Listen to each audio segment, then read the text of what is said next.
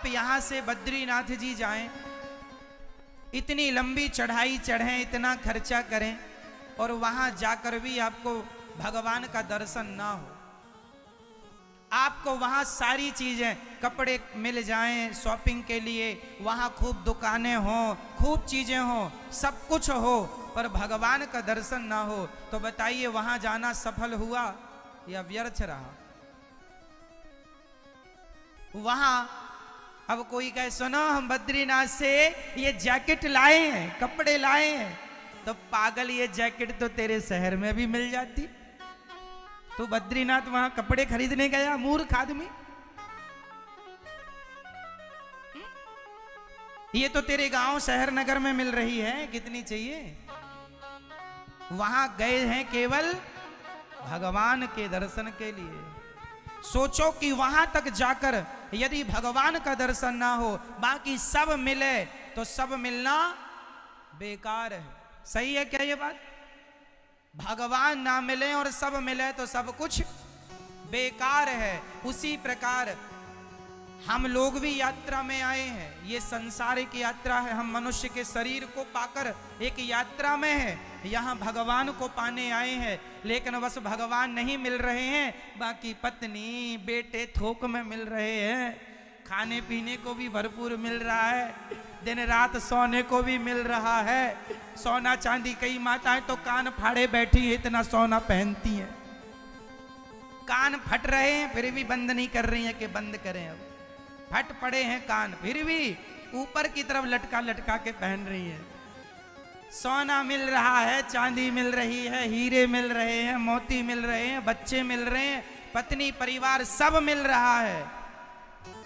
बस एक चीज बाकी है, भगवान को पाना, और सब कुछ पा लिया यहाँ, पत्नी पुत्र परिवार पैसा, और भगवान को ना पाए तो सब पाना व्यर्थ है मेरी माँ। सब कुछ पा तो लिया, लेकिन जिसे पाने आए थे उसे नहीं पाया। अच्छा मैं आपसे सवाल करूंगा सबसे, मैं ये बताओ आप सबका जन्म धरती पे क्यों हुआ है? काहे के लिए? जी आप बताइए भैया जी, आपका जन्म क्यों हुआ? मनुष्य बन के क्यों आए? काहे के लिए आए? मैं ये बताओ मेरी माँ, बच्चे पैदा करने आए हैं क्या? फिर खाने, फिर सोने, तो शॉपिंग करने आए हैं? हाँ, काय के लिए आए हैं? मनुष्य का शरीर हमें क्यों मिला है, कौन बताएगा?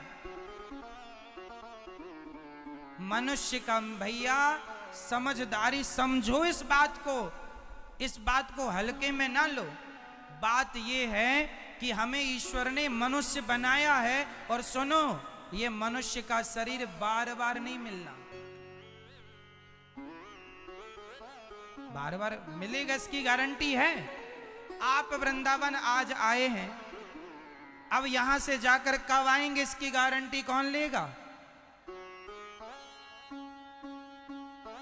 कौन लेगा बताओ? क्या आदमी की गारंटी है?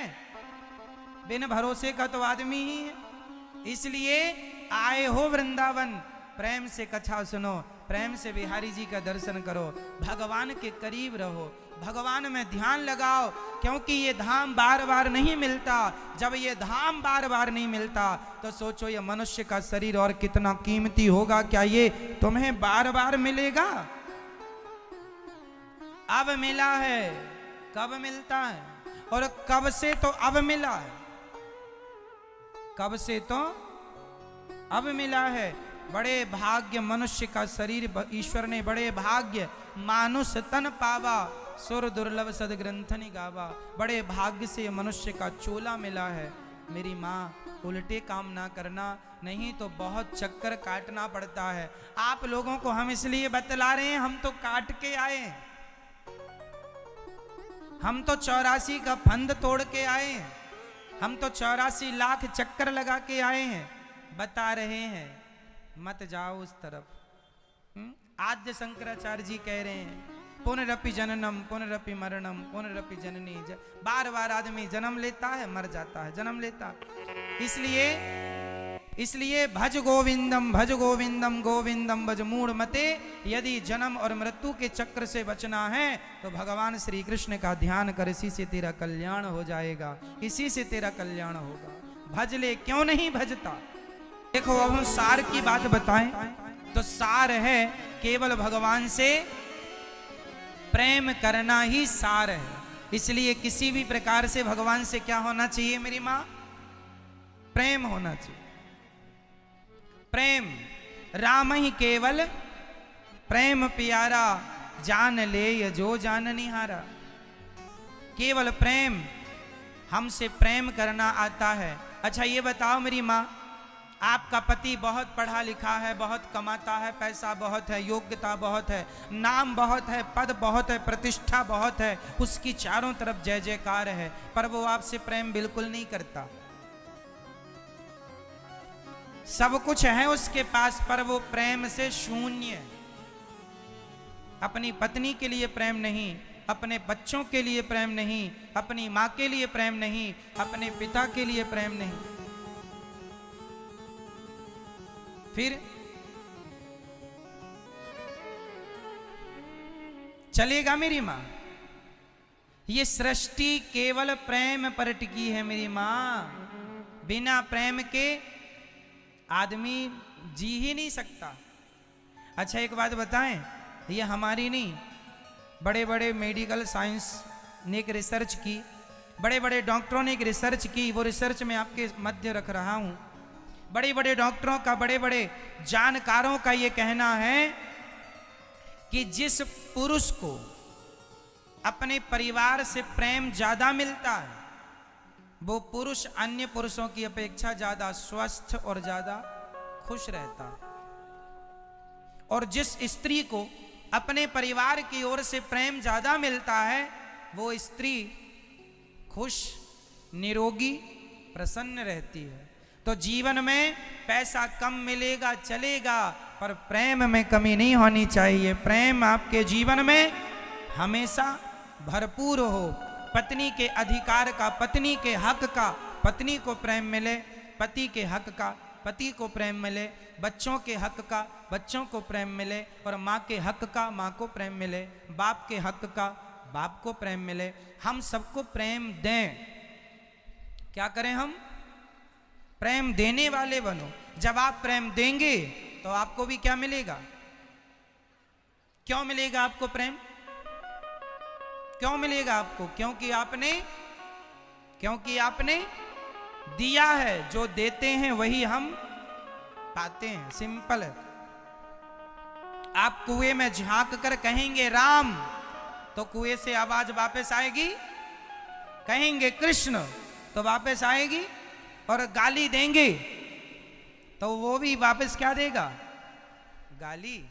तो जो आप दे रहे हैं वही वापस आपको मिल रहा है। वही है जीवन का सार कि जो आप समाज को देते हैं वही आप पाएंगे, वही आपको मिलेगा। जो देंगे, जो बोया है वही तो काटेंगे। इसलिए प्रेम दीजिए।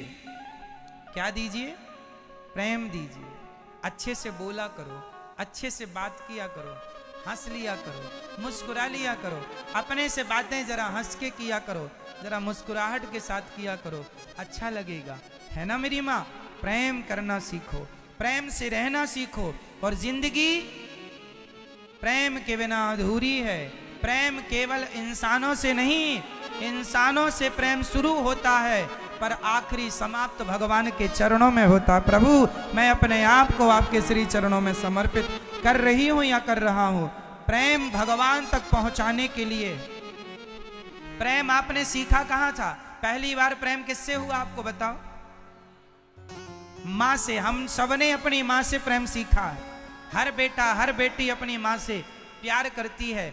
मां ही गुरु है जिसने प्रेम सिखाया। तो मां से प्रेम ली हो ना मेरी मां, तो वो प्रेम जाके भगवान के चरणों में चढ़ा दो। प्रभु वो प्रेम मैं आपके श्री चरणों में समर्पित करने आई हूं या आया हूं। सारा प्रेम अंत में जाके कहां उड़ेल देना है? भगवान के चरणों में। तुम्हें सौंपते हैं अमानत तुम्हारी, कृपा की न होती जो आदत तुम्हारी। गरीबों के दिल में जगह तुम न पाते, तो किस दिल में होती हिफाजत तुम्हारी। कृपा की न होती जो आदत तुम्हारी, तो सुनी ही रहती अदालत तुम्हारी।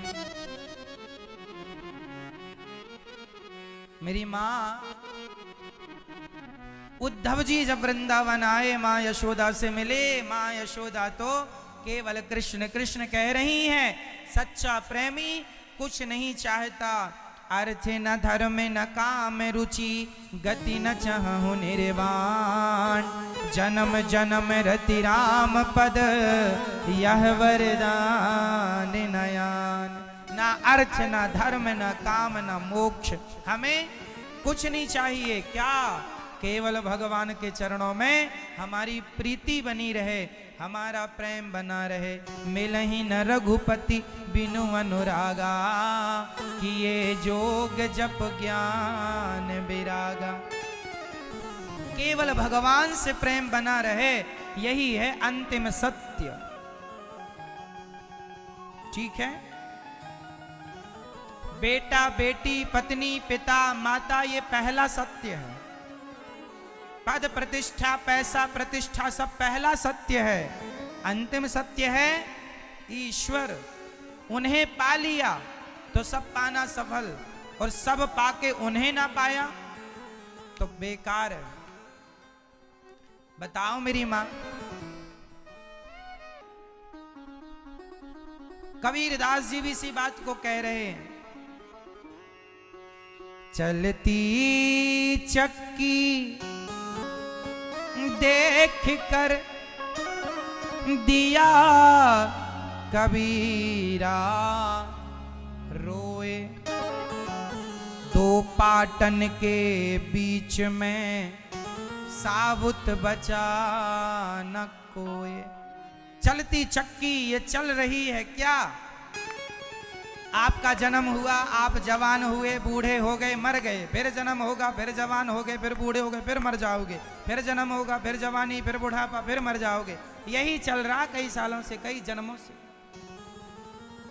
चलती चक्की, चक्की में दो पहिया है, एक पहिया नीचे एक पहिया ऊपर ऐसे रखा जाता। उसी प्रकार एक पहिया है जन्म, एक पहिया मृत्यु। ये जन्म मृत्यु के पहिए चलते हैं तो हम सबको पीस रहे हैं। कबीर जी कह रहे, चलती चक्की देख कर दिया कबीरा रोए, दो पाटन के बीच में साबुत बचा न कोई। सब पिस रहे हैं, कौन बचेगा? कबीर जी रोने लगे तो उनके पुत्र कमाल ने कहा, पिताजी चलती चक्की चलने दे, पिस पिस आटा होए, कीले माही जो रहे। कील, दोनों चक्की में एक कील होती है बीच में। कीले, जो कील में दाना, कील के बगल में दाना चला गया, चक्की कितनी भी चले पर कील के बगल में दाना होगा तो वो पिसने से बच जाएगा। जो उस एक परमात्मा की शरण में रहेगा वो पिसने से बच जाएगा। बचना चाहते हो तो भगवान की शरण में आओ, भगवान के बन के भगवान का खाओ, भगवान का। हम ये थोड़ी कह रहे हैं काम धाम ना करो, बिजनेस व्यापार ना करो, खूब कमाओ पैसा। हम थोड़ी तुम्हें साधु बाबा जी बनने का कह रहे हैं, हम घर छोड़ने का भी नहीं कह रहे हैं। हमारे सिद्धांतों को समझो। हम कभी ये नहीं कहते तुम पत्नी छोड़ दो, पुत्र छोड़ दो, परिवार ना जी, कुछ नहीं छोड़ना। छोड़ना नहीं है, सौंपना। क्या करना है? सौंपना है। कैसे? हे भगवान, बोलो हे प्रभु, ये बच्चे आपके हैं, बोलो ये परिवार आपका है, आपने हमें, बोलो आपने हमें दो बच्चों की जिम्मेदारी दे रखी, ये सब कुछ आपका है। हमें तो आपने दो चार बच्चों की, दो चार सदस्यों की आपने हमें, ये परिवार, ये बेटा बेटी तुम्हारे नहीं है, ये सब भगवान के हैं। जब चाहें बुला लें, तुम्हारा अधिकार चले तो तुम्हारा बेटा है तो रख लो बचा के, जाना होगा तो तुम्हारी गोद से चला जाएगा, और नहीं जाना होगा तो भगवान, कुल मिला के संपत्ति तुम्हारी नहीं है। यहां तक कि तुम भी, तुम्हारे शरीर पर भी तुम्हारा जोर नहीं है। अभी प्राण भगवान निकालें, कहें चलो तो आप बैठे बैठे गिर जाएंगे, खड़े खड़े गिर जाएंगे। क्यों जी? चलता है तुम्हारा हमारा कहीं जोर? इसलिए कहो हे नाथ, ये परिवार आपका है। बोलो हे नाथ। मैया हो गई पंचायत पूरी मेरी माँ? सुन लो मेरी माँ जब आई हो तो। बोलो हे नाथ, ये परिवार आपका है, बेटा बेटी आपके हैं, पति पत्नी सब आपके हैं। हे नाथ, हम भी आपके हैं। हे प्रभु, हमें स्वीकार कीजिए। ये जो दुकान है, ये खेत है, ये फैक्ट्री है, ये बिजनेस है, ये व्यापार है, ये सब आपका है प्रभु। आपने तो हमें जरा सी जिम्मेदारी दे रखी है। जैसे बैंक तो गवर्नमेंट की होती है, पर मैनेजर को उस बैंक की जिम्मेदारी दी जाती है कि आप इस बैंक के मैनेजर हैं, ये बैंक को आप संभालेंगे। दूसरी बैंक का मैनेजर वो है, दूसरी बैंक वो संभालेगा। आप मालिक नहीं है, मालिक तो गवर्नमेंट है, लेकिन आपको जिम्मेदारी दी गई है। उसी प्रकार परिवार के मालिक तुम नहीं हो, परिवार ईश्वर का है। ईश्वर ने तुम्हें जिम्मेदारी दे रखी है 2-4 लोगों की सेवा करने की, तो कमाओ खाओ खूब आनंद से, और अपना समझ के नहीं। प्रभु सब कुछ, संपत्ति सब रघुपति के आही, सब कुछ किसका? तुम्हें सौंपते हैं अमानत तुम्हारी, कृपा की न होती जो आदत तुम्हारी, तो सुनी ही रहती अदालत तुम्हारी।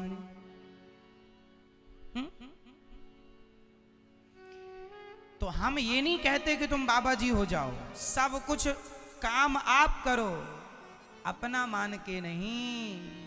ये शरीर भी भगवान का है। आज से ये बातें रटनी नहीं है, रटने के सेंटेंस नहीं दे रहा हूं, चरितार्थ करनी है, मानना है, इस ज्ञान पर चलना है।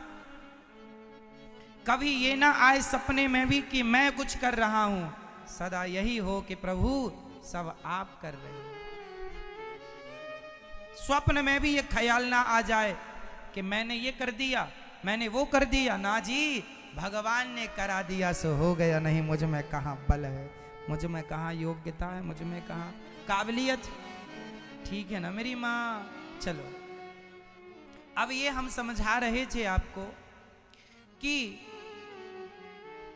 संसार से मोह ना हो, भगवान में ध्यान लगे, भगवान में मन लगे। ये जीवन बिन भरोसे का है। क्या भरोसा है जिंदगी का, कब निकल जाए? इसलिए समय रहते समझ लो हर बात को मेरी माँ। और उद्धव जी महाराज जब वृंदावन आए, माँ यशोदा से मिले, उस प्रेम के आगे सब शून्य है। प्रेम महत्वपूर्ण चीज है। प्रेम भगवान से क्या हो? प्रेम हो। पत्नी को कुछ नहीं चाहिए अपने पति से, केवल प्रेम करता रहे तो हर महिला खुश रहेगी। एक माँ को अपने बेटे से कुछ नहीं चाहिए, केवल प्रेम करता रहे तो माँ खुश रहेगी। कोई माँ बुढ़ापे में धन दौलत मांगती है? बताइए, आपकी माँ कोई आपसे रुपया पैसा मांगती है क्या? केवल प्यार मांगती है। बेटा हमको प्यार की रोटी देना, प्यार करते रहना, थोड़ा समय निकाल के हमारे पास बैठना, हमारा हालचाल पूछना। प्यार से अपनी माँ को देखो, प्यार करो अपनी माँ को। यही तो चाहती है बुढ़ापे में, लेकिन तुम्हारे पास प्यार भी नहीं है कि तुम प्यार कर सको अपनी माँ को। मैया लो, कर लो पंचायत। अच्छी हवा लग रही है, पंचायत चालू है। खुद भी पंचायती, औरों को भी लगाओ पंचायत में।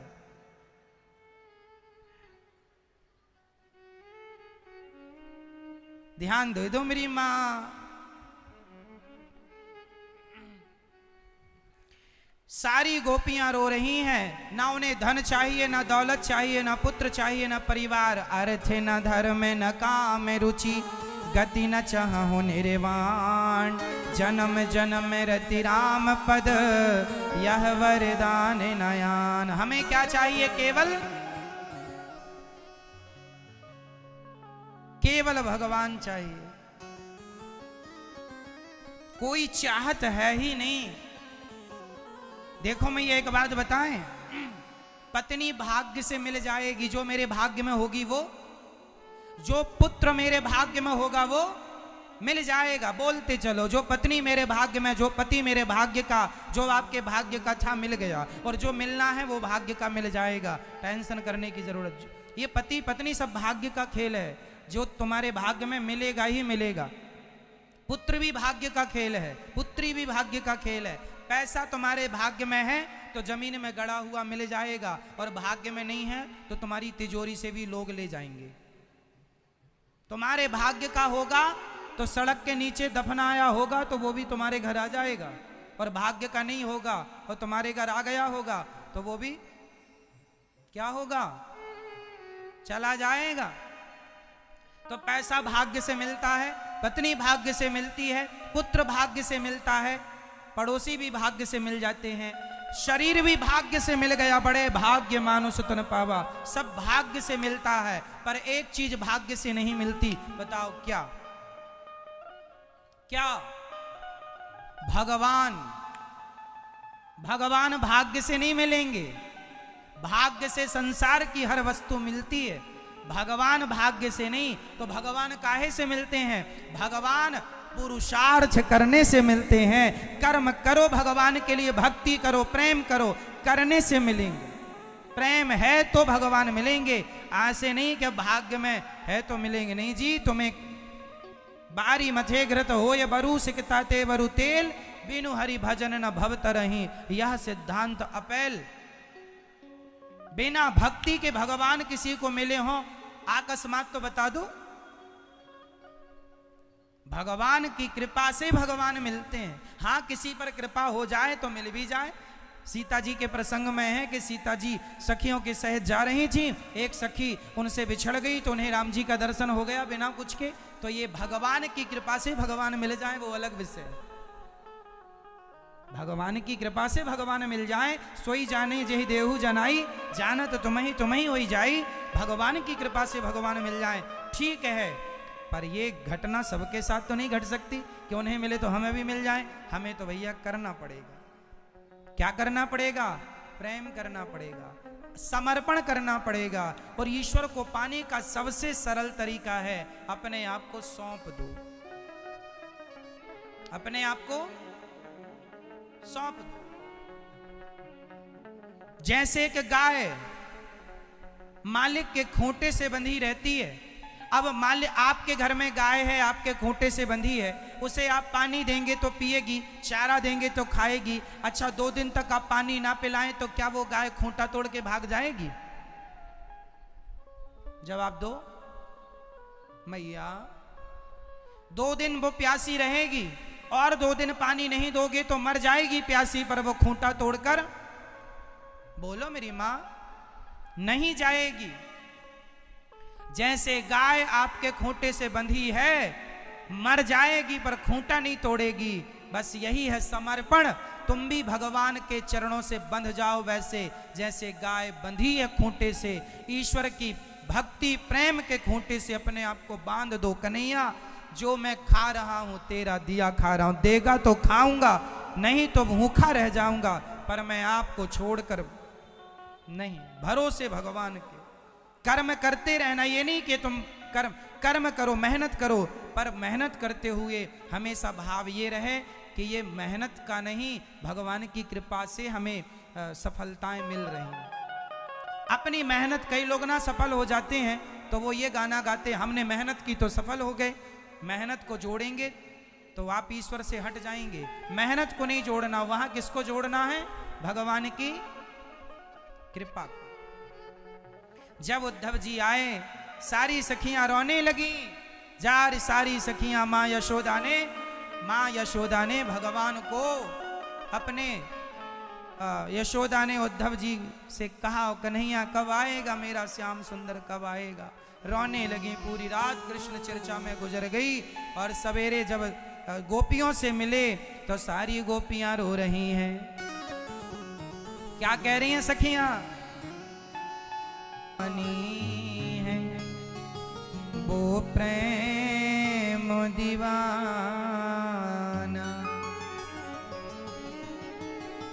पोची पढ़ जगे हुआ पंडित भया न कोय, ढाई अक्षर प्रेम का पढ़े सो पंडित होय।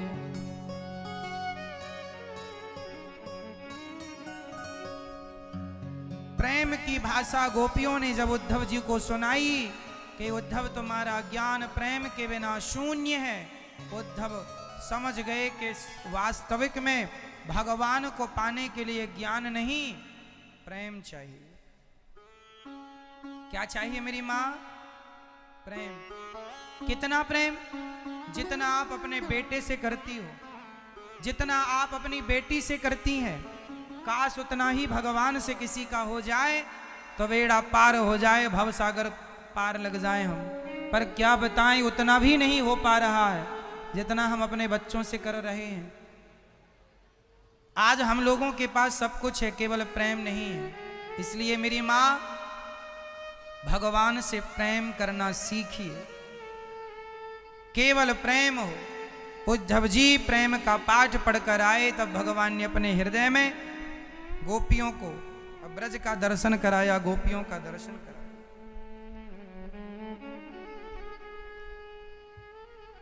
उद्धव जी की ये चरित्र चर्चा गोपियों ने ज्ञान दे दिया, दिव्य बात कह दी। उद्धव के आगे, गोपियों के आगे उद्धव का ज्ञान पड़ा का पड़ा रह गया। इसके बाद भगवान की चर्चा में कल हमने सुना कि भगवान का विवाह हुआ माता रुक्मणी जी से। भगवान की पहली पत्नी है माता रुक्मणी, भगवान की दूसरी पत्नी है जामवंत की बेटी जाम्बवती। जाम्बवती से भगवान ने विवाह किया। ये त्रेता युग वाले जामवंत जी हैं। एक बार जामवंत जी ने राम जी से कहा, था हमारी बेटी से विवाह कर लो। राम जी बोले, अभी तो एक पत्नी व्रता हूं, अगले जन्म में करूंगा। जामवंत जी बोले, तब तो हम बाप बेटी बुढ़े हो जाएंगे, मर भी सकते हैं। भगवान बोले, आज से काल का कोई प्रभाव आप बाप बेटियों पर नहीं पड़ेगा। इसलिए त्रेता युग के जाम्बवंत जी द्वापर में अपनी बेटी का विवाह भगवान श्री कृष्ण से कर रहे। ये वही जाम्बवंत जी हैं त्रेता युग वाले।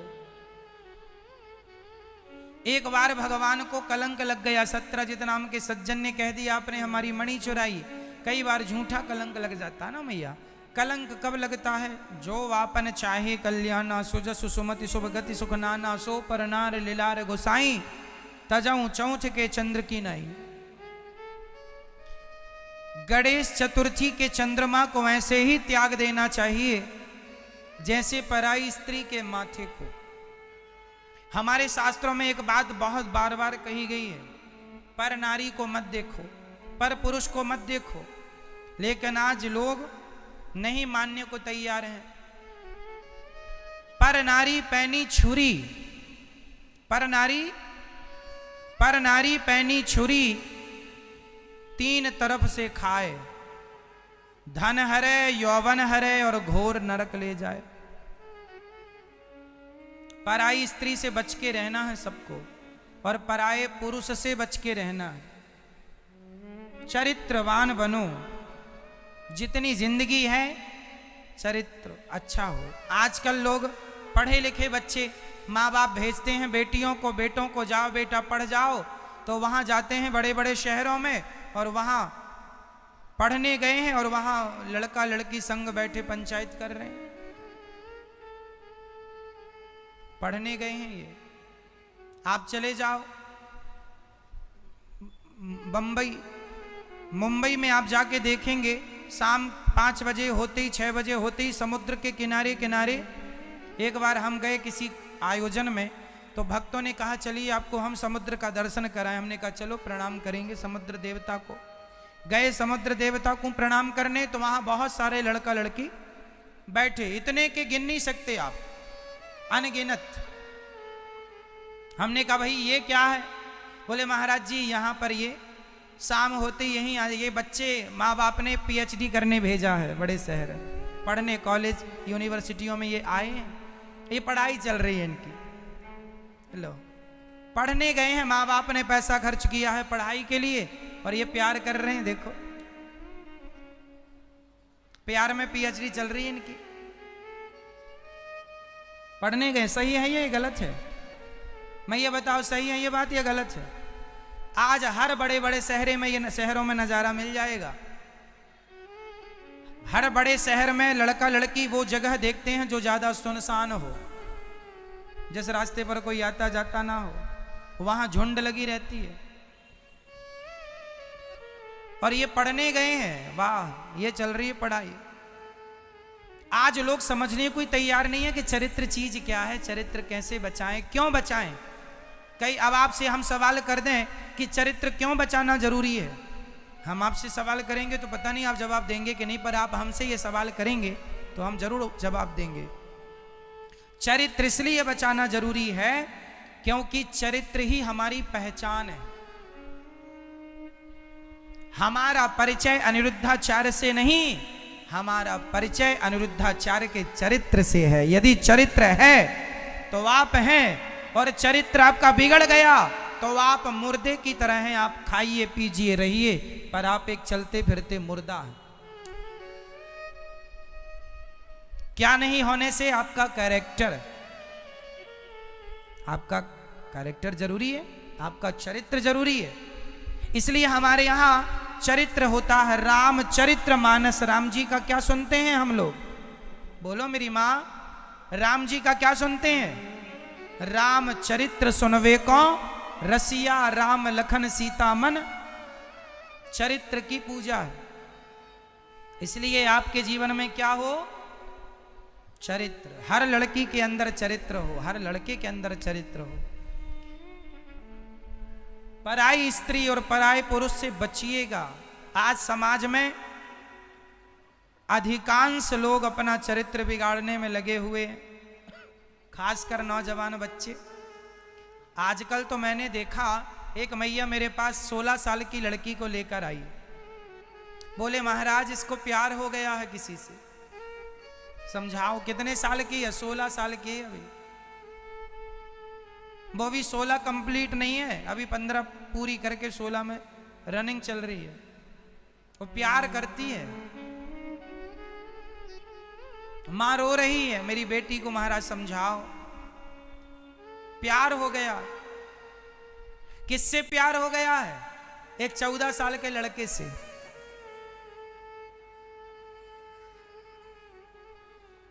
प्यार हो गया। दोनों शादी करना चाहते हैं, लड़का 14 साल का है, लड़की 16 साल की है। प्यार चल रहा है। ये क्यों हो रहा है? ये किसका दुष्प्रभाव है? ये पिक्चरों का प्रभाव है। जो पिक्चरों में, मूवियों में अर्ध नग्न चित्र दिखाए जाते हैं, ये उस अर्ध नग्न चित्र का ये दुष्प्रभाव है। आज समाज में ऐसी ऐसी पिक्चरें आज आती हैं, मार्केट में लॉन्च होती हैं, जिन्हें बाप बेटी साथ में नहीं देख सकते, जिन्हें भाई बहन साथ नहीं देख सकते। वो देखो ऐसी पिक्चरें बनाए तो आप उन्हें सुपर डुपर स्टार बना देते हो। समाज कितना बिगड़ रहा है, किसी को कोई फिक्र ही नहीं। बच्चों में क्या प्रभाव पड़ रहा है, किसी को कोई फिक्र ही नहीं। बनाने से बातें बनेंगी, बिगाड़ने से बातें बिगड़ेंगी। संस्कार बनाने से बनेंगे, बिगाड़ने से बिगड़ेंगे। बनाना बिगाड़ना हाथ आपके हैं। समझाओ अपने बच्चों को, थोड़ी सी नजर रखा करो अपने बच्चों में। सांड को आप छोड़ देंगे, पूरे गांव में उधम मचाएगा, इसलिए उसे खूंटे से बांध के रखते हैं। किसको? साढ़ को बांध के रखते हैं। बस ये तुम्हारा मन भी साढ़ है, तुम्हारा मन भी बैल है। इस मन रूपी बैल को संस्कारों की रस्सी से जरा बांध करके रखा करो, नहीं ये ऊधम करेगा। ये मन तुम्हारा तुम्हारे वश में नहीं है, कभी यहाँ कभी यहाँ कभी यहाँ भागता ही रहेगा। जरा बांध के रखो, कंट्रोल। इसलिए हम कहते हैं मैया बच्चों का विवाह समय से करा दिया करो। जब समय आए, जब सरकार कह रही है कि भाई लड़की 21 की हो जाए, लड़का भी 21-22 में, भी कोई नया रूल्स आ गया कि 22 साल में होनी चाहिए। 22 का ही है, हाँ?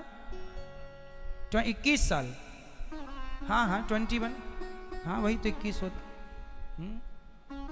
21 साल का लड़का हो और 21 साल की पहले लड़की 18 की होती थी तो शादी होता था, आज होती थी। आजकल 21 का नया रूल्स आ गया है। मैया ना पता हो तो हम बता रहे हैं। आजकल सरकार ने 21 साल कर दी है शादी की उम्र। लड़की 21 की होगी तभी शादी होगी, लड़का भी 21 का होना चाहिए कम से कम। तो हम तो ये कहेंगे बच्चों की पढ़ाई पूरी हो, शादी कर देना चाहिए। अब आप कहेंगे जल्दी, सुनो,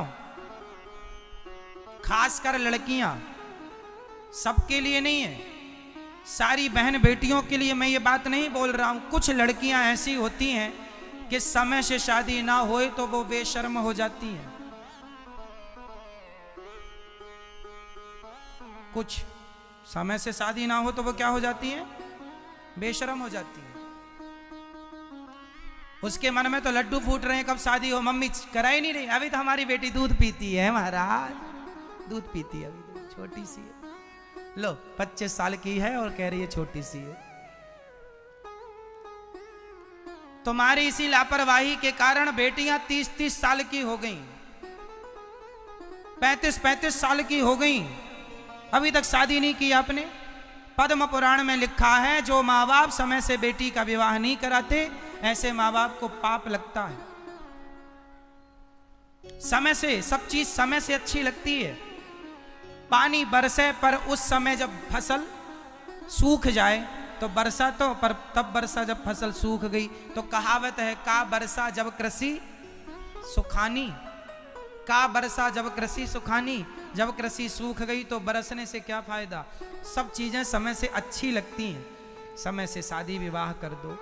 और शादी के बाद भी लड़की पढ़ सकती है, लड़का पढ़ सकता है, पढ़ाई में कोई दिक्कत नहीं, आप पढ़ सकते हैं। आप कहें कि नहीं जी पढ़ाई पूरी कर लें, तो पढ़ाई पूरी तो देखो कभी नहीं होती। आदमी पढ़ते ही चला जाए, पढ़ाई कब पूरी होती है? आप पढ़ते चले जाइए ना, पढ़ाई तो कभी पूरी नहीं होगी। समय से सब चीजें अच्छी लगती हैं, है ना। तो समय समय का विशेष ध्यान रखना चाहिए और अपने बच्चों को संस्कार देते रहो कि आप बेटी चरित्र जरूरी है। किसी लड़के से दोस्ती नहीं, किसी पड़ोसी से दोस्ती नहीं, ज्यादा वार्ता ना हो, ज्यादा बातचीत ना हो। आजकल की बच्चियां फोन पे दिन भर बातें करती रहती हैं। मम्मी को लगता है सहेली से बात करती है, जरा चेक कर लो सहेली है कि कोई सहेला है। क्यों जी, चेक करने में क्या बुराई है? ना करो चेक, हमें क्या, हम तो सावधान कर रहे हैं।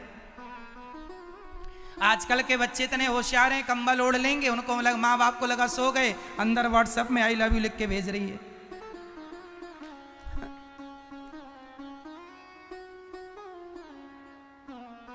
और छोरा भी कम नहीं, 2-3 लोगों को आई लव यू भेजता है तब उसको नींद आती है रोज के।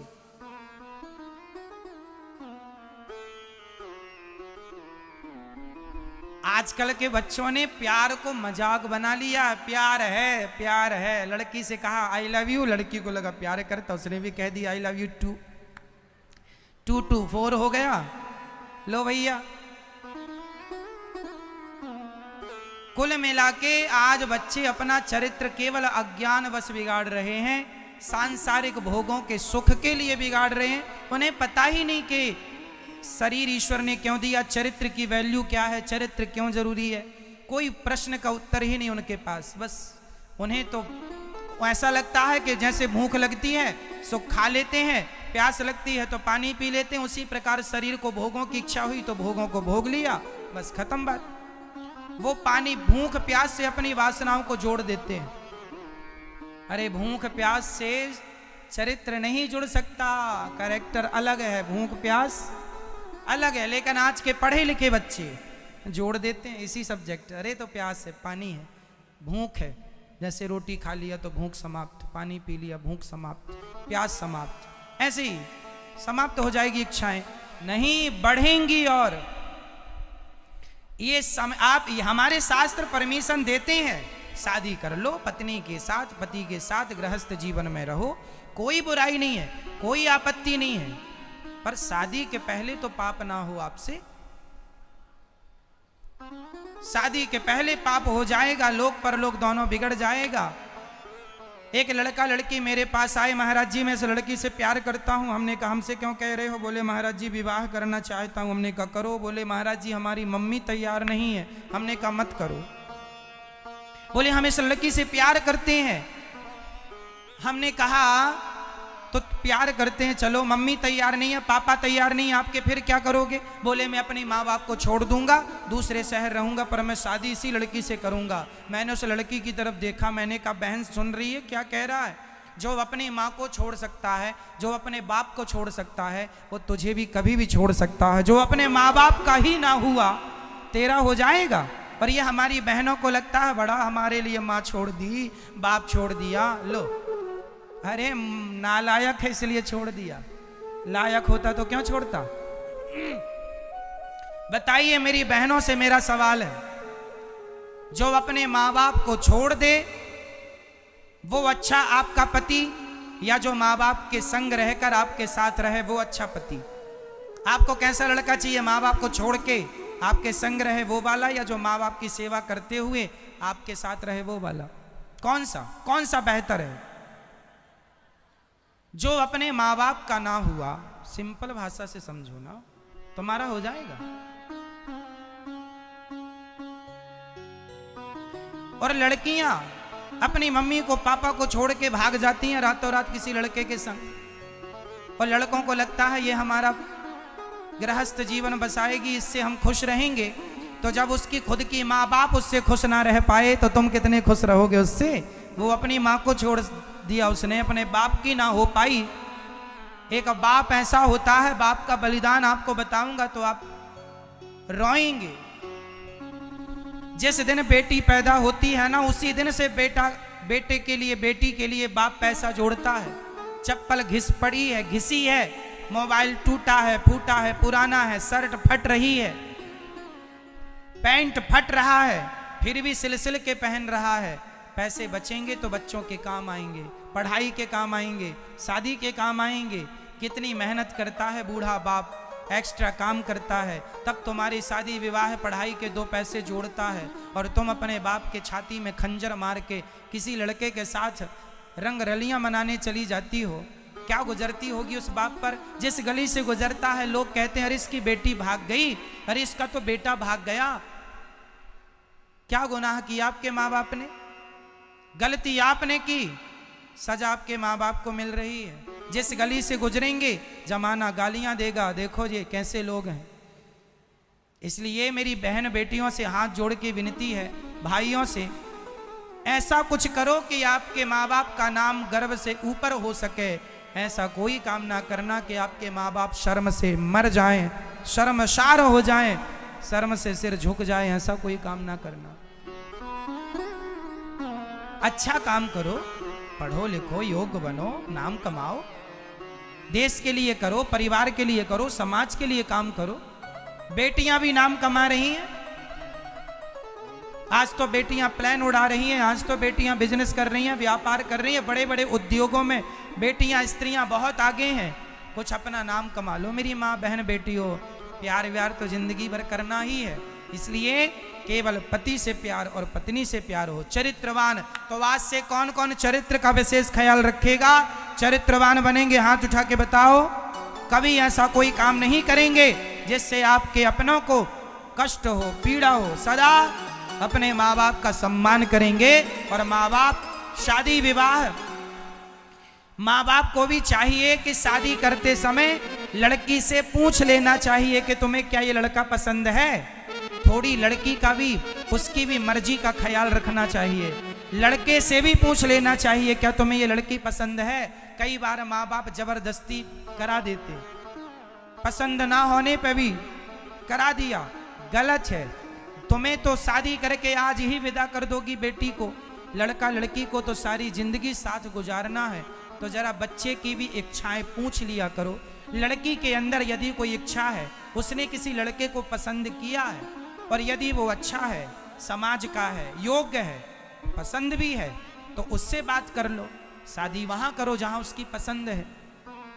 यदि लड़की ने किसी और समाज के लड़के को पसंद कर रखा है, देखो मैं यहां एक बात स्पष्ट कर दूं, ब्राह्मणों का विवाह ब्राह्मणों में ही होना चाहिए, क्षत्रियों का क्षत्रियों में, वैश्यों का वैश्यों में और शूद्रों का शूद्रों में। क्यों? आप सवाल करेंगे महाराज जी क्यों? इस क्यों का बहुत बड़ा कारण है।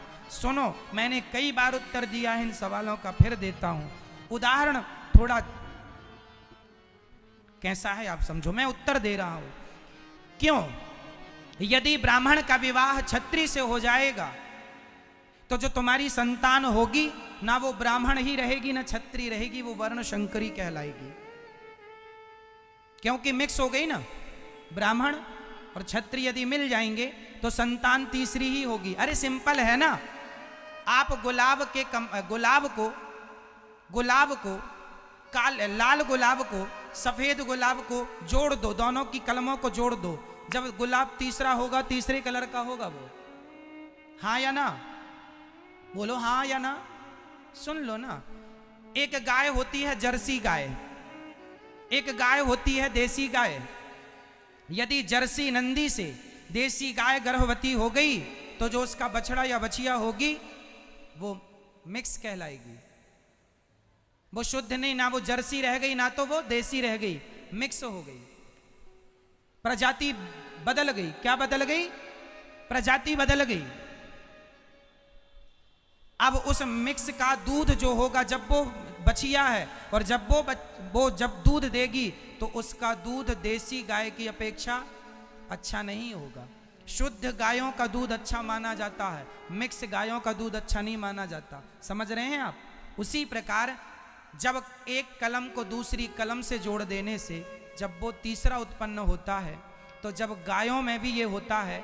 अब बताइए, चलो बताओ, शेरनी, यदि शेरनी चीता से गर्भवती हो जाए तो शेरनी का जो बच्चा होगा ना वो चीता होगा ना शेर होगा, वो तीसरा ही होगा। ये हम नहीं कह रहे हैं, डिस्कवरी कह रही है, साइंस कह रहा है। हाँ या ना? बोलो हाँ या ना। बदल गया ना, इसी को कहते हैं वर्ण शंकरी। शुद्ध नहीं है वो, ना वो ब्राह्मण है ना वो क्षत्रिय है। यदि क्षत्रिय लड़की है और वैश्य लड़के से कर लिया तो तुम्हारी जो संतान होगी ना वो क्षत्रिय कहलाएगी ना वैश्य। और तुमने शूद्र लड़की हो और लड़का क्षत्रिय हो, या लड़की क्षत्रिय हो लड़का शूद्र हो, यदि कर लिया शादी तो क्या होगा? वो जो संतान होगी वो वर्ण शंकरी कहलाएगी। इसलिए कहा जाता है, हमारे ऋषि मुनियों ने शादी में बड़ा विचार करते हैं, एक सा गोत्र नहीं होना चाहिए। हमारे यहाँ समगोत्र में भी शादियां नहीं होती, इतना मिलान होता है ताकि आपका भविष्य खतरे में ना चला जाए, बच्चे खतरे में ना चले। बहुत बड़ा साइंस है, मानो तो बहुत कुछ है, नहीं मानो तो आप तो मनमानी कर ही रहे। इसलिए कहते हैं ब्राह्मणों का विवाह ब्राह्मणों में। इसलिए पहले के लोग ना श्रेष्ठ ब्राह्मण देखा करते थे। ब्राह्मणों में भी श्रेष्ठ ब्राह्मण से शादी होए तो श्रेष्ठ संतान होती थी। क्षत्रियों में भी श्रेष्ठ क्षत्रिय है, चोर गंवार ना हो, श्रेष्ठ धर्म का पालन करने वाला क्षत्रिय हो, वैश्य भी अच्छा वाला हो, शूद्र भी अच्छा वाला हो। अच्छे लोगों से शादी विवाह होगी, संतान। बोलो, अरे किसान अपनी गेहूं काट के बेच देता है और जब खेत में बोने के लिए होता है तो बाजार से अच्छी क्वालिटी का बीज खरीदता है कि नहीं?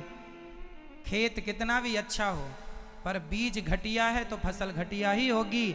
इसलिए पिता श्रेष्ठ होगा तो संतान श्रेष्ठ होगी। इसलिए पिता का चयन, लड़का मतलब पिता, लड़के का चयन किया जाता है श्रेष्ठ हो, अच्छा हो, ताकि संतान अच्छी हो। लेकिन आजकल के बच्चे ये साइंस है, नहीं समझते, उनको लगता हम ही सही हैं। ये महाराज, ये पंडित जी तो पागल बना रहे हैं।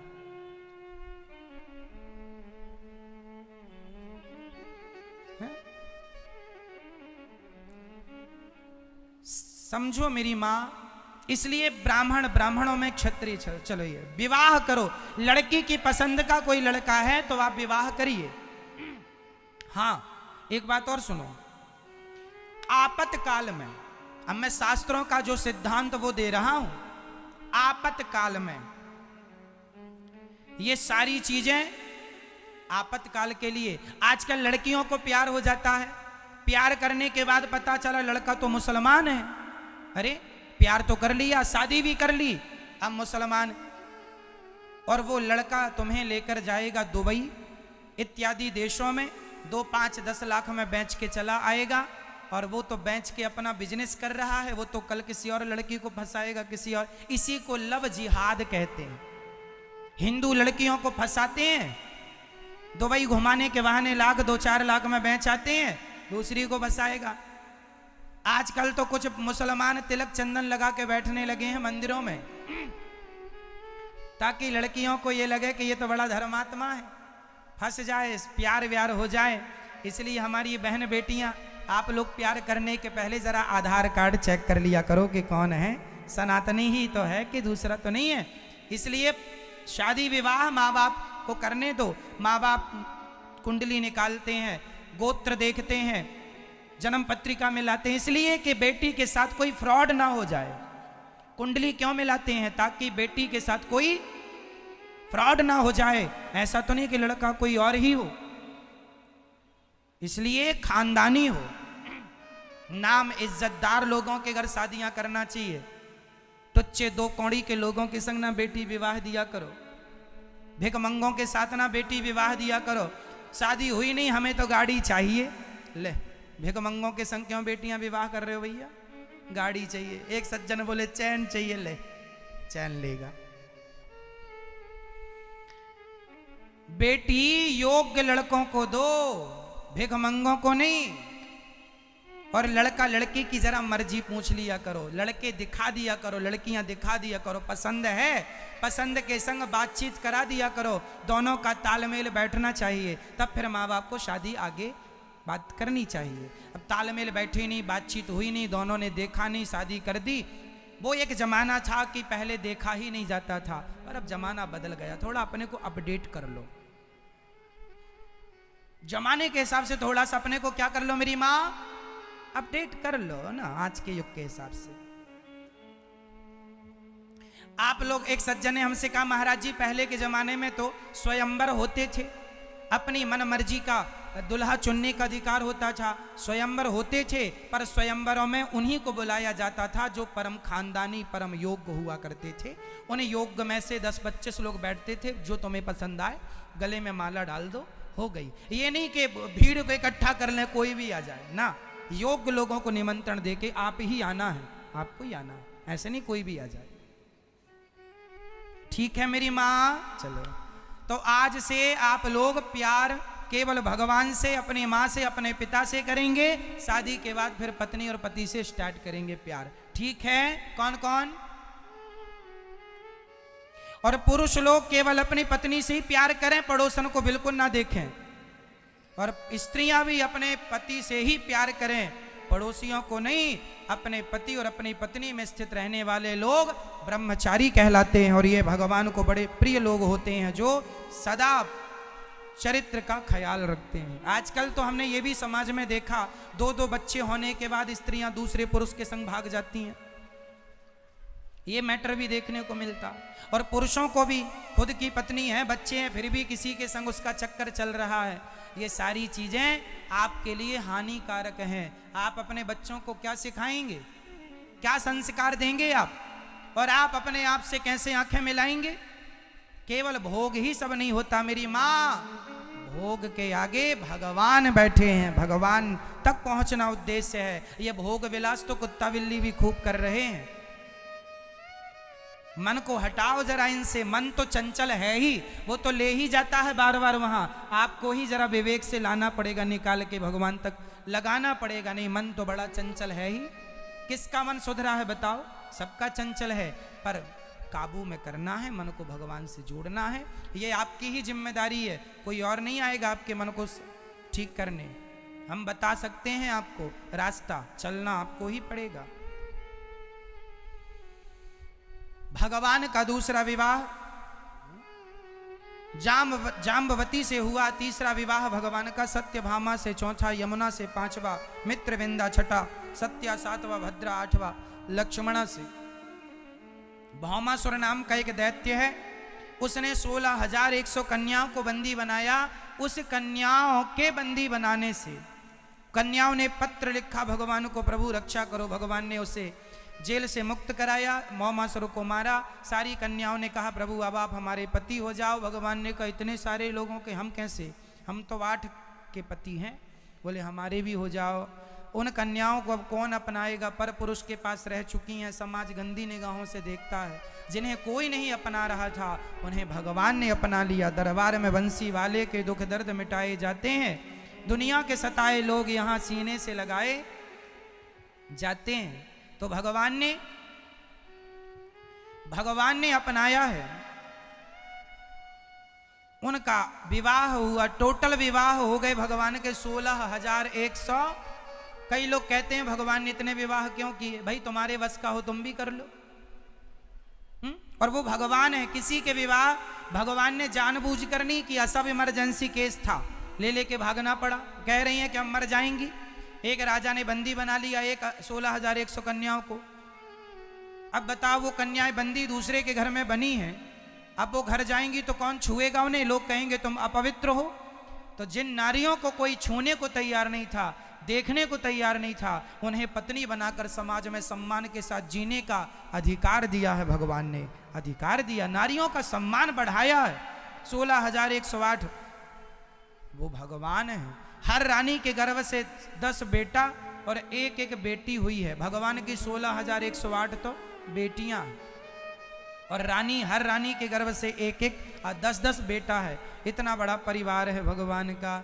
एक बार भगवान रुक्मणी जी से वार्ता करते हैं। अच्छा, भगवान ना हंसी मजाक करते रहते हैं अपनी पत्नी से। जरा आप लोग भी हंसते मुस्कुराते रहा करो। आपके पति आपसे मजाक करते हैं कि नहीं?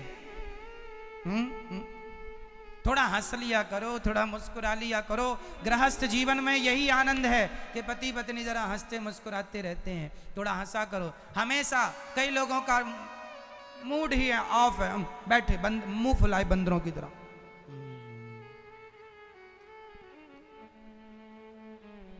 कुछ हो गया जरा सी बात मुंह फूल गया। अरे होती रहती हैं घर घर में बातें, मुंह फुलाए कब तक बैठे रहोगे? थोड़ा हंसा करो, मुस्कुराया करो। सबके घर में चलता रहता, उतार चढ़ाव चलता रहता। हर हाल में क्या रहना चाहिए? खुश रहना चाहिए। सबसे बड़ी संपत्ति है प्रसन्न। आप पैसा किसके लिए कमाते हैं? जोर से। अच्छी गाड़ी किसके लिए खरीदते हैं? अपनी खुशी के लिए।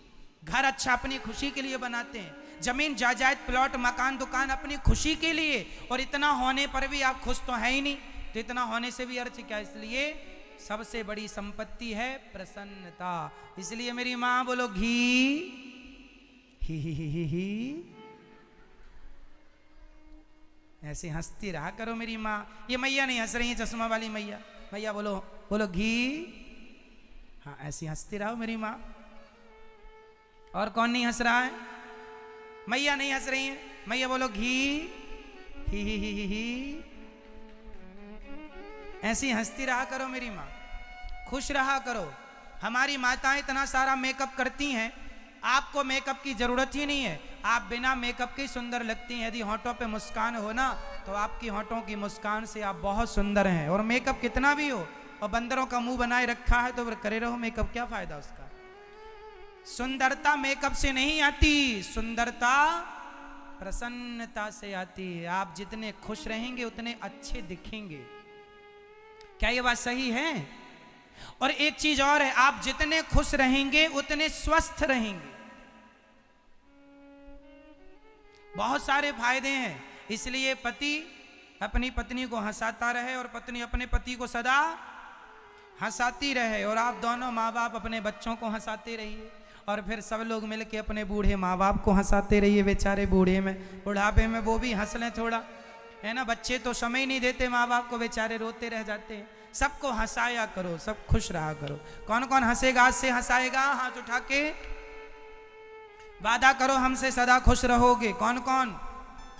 मैया, सास गाली देगी तो खुश रहोगी या रोगी? कोई गाली दे, चूल्हे में जाए, आप खुश रहा करो। पति डांट रहा, डांटना, आज तेरा मूड है, डांट ले, हम खुश रहेंगे, फिर भी ही चलता रहे। क्या हम लोगों के चक्कर में अपनी हंसी गवा दें? लोगों के चक्कर में हम अपना सब गवा दें? हैं?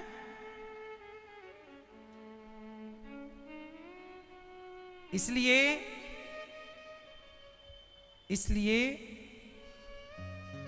आपसे मेरी विनती है, भगवान ने इतने विवाह किए पर हर रानी के संग खुश हैं, प्रसन्न। इसलिए बांसुरी बजाते हुए हर मंदिर में ठाकुर जी कैसे हैं? स्माइल है कि नहीं? मुस्कुरा रहे हैं कि नहीं? वो 16,108 पत्नियों के बाद भी बांसुरी बजा के हंस रहे हैं। वो तुम एक में ही परेशान हो गए, एक में ही तुम्हारा सुख चैन गायब है। हंसो,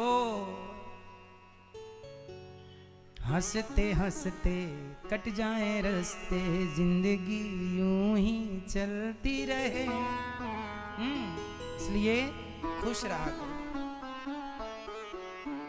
भगवान ने अनिरुद्ध का विवाह, भगवान के पौत्र हैं ये प्रद्युम्न जी के पुत्र अनिरुद्ध जी का विवाह उषा से हुआ, वाणासुर की बेटी चित्रलेखा ने कराया। इसके बाद भगवान ने पौंड्रक काशीराज द्विविद का उद्धार किया। एक नकली भगवान मार्केट में थे, पौंड्रक नाम के भगवान ने उन्हें मारा। आज भी एक नकली भगवान ट्रेंड कर रहे हैं मार्केट में। बताइए नकली भगवान कौन? आज भी एक बाबा जी भगवान बने बैठे हैं और आप लोग बड़ा भगवान भगवान कहते हैं। एक बाबा जी का मंदिर बना दिया भारत में लोगों ने। मंदिर में बाबा जी को ऊपर बिठा दिया, भगवान राम को, भगवान कृष्ण को नीचे बिठा दिया। भगवान बताओ कौन है? भगवान का नाम बताओ जोर से। आपके भगवान कौन? आपसे सवाल, बताइए भगवान कौन? हाँ, माता पिता तो हैं ही भगवान बेटा। भगवान जिनकी हम भगवान की, वो भगवान का नाम क्या है?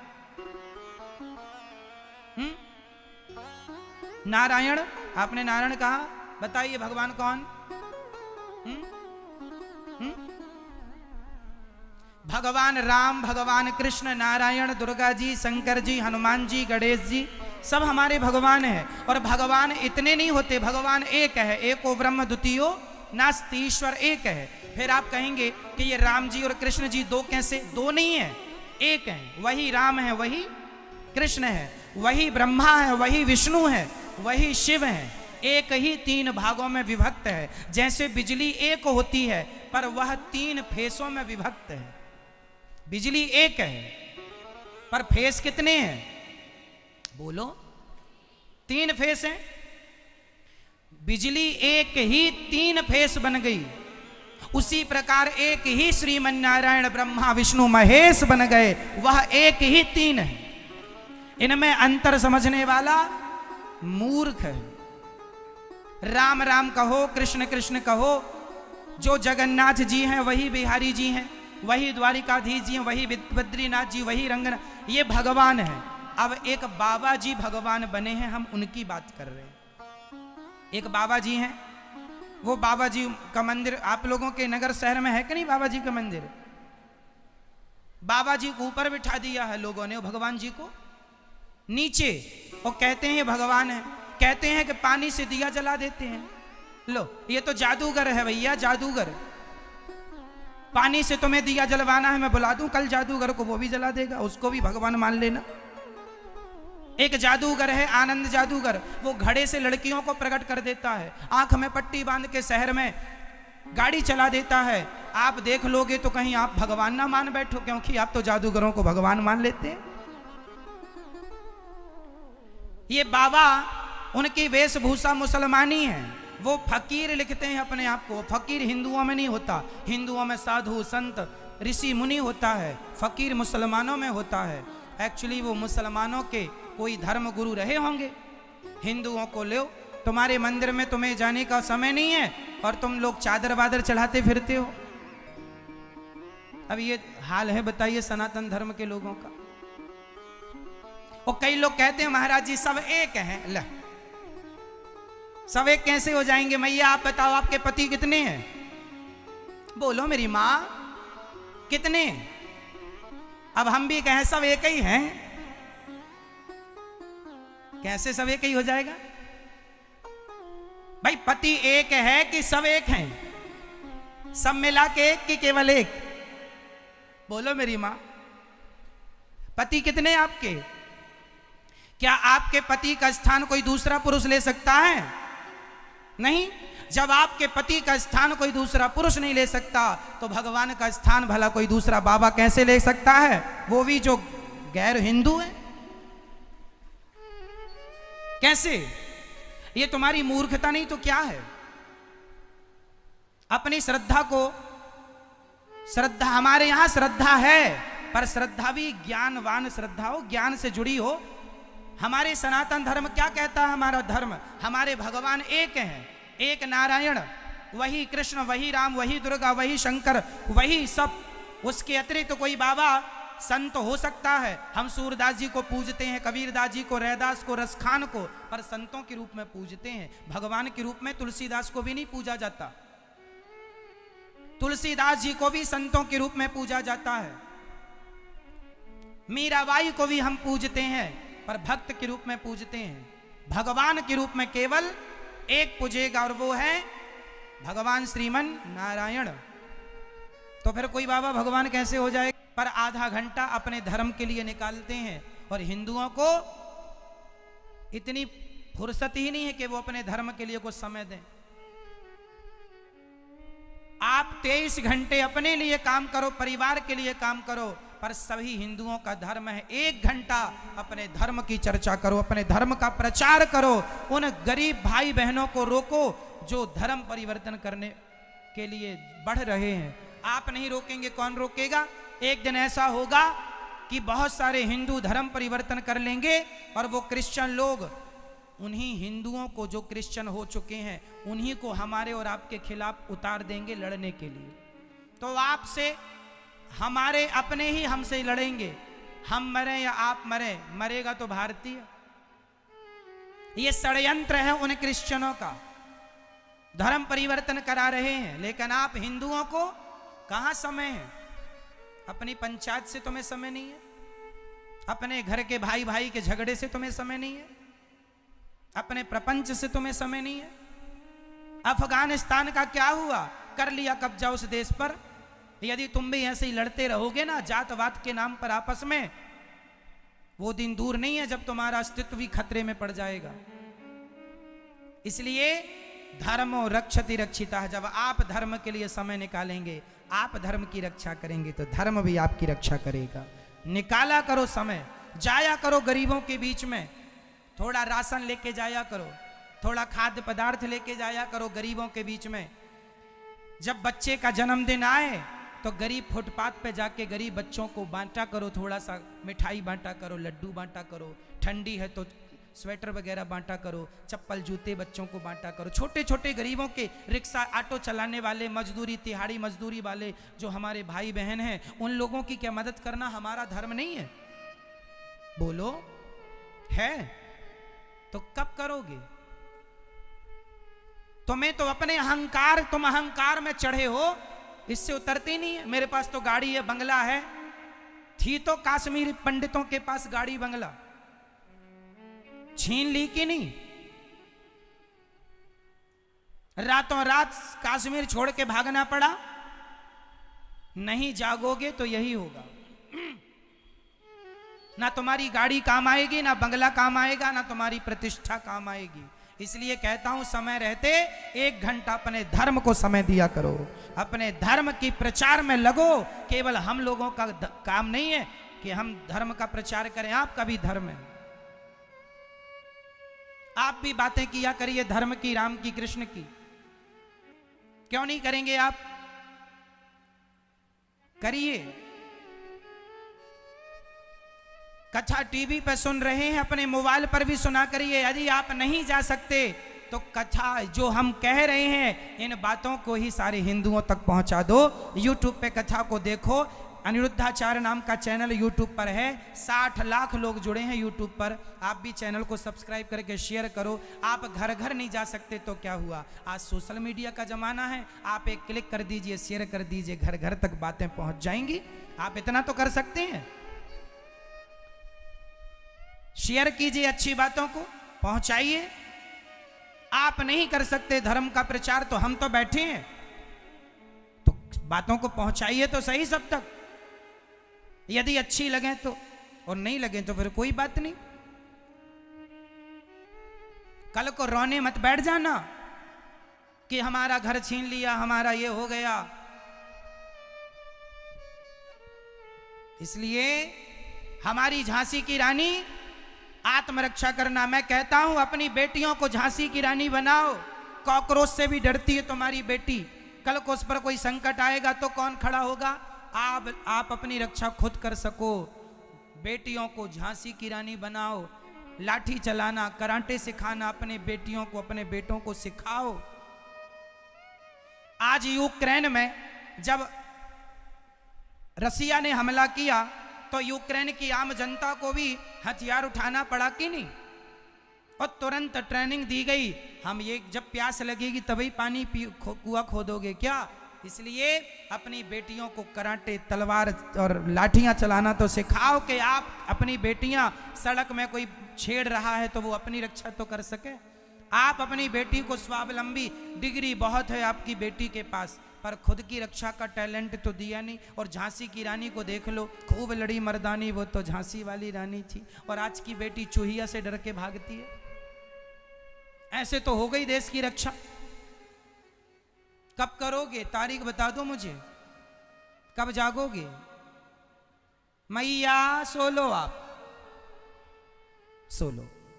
लोरी सुना दो मेरी माँ।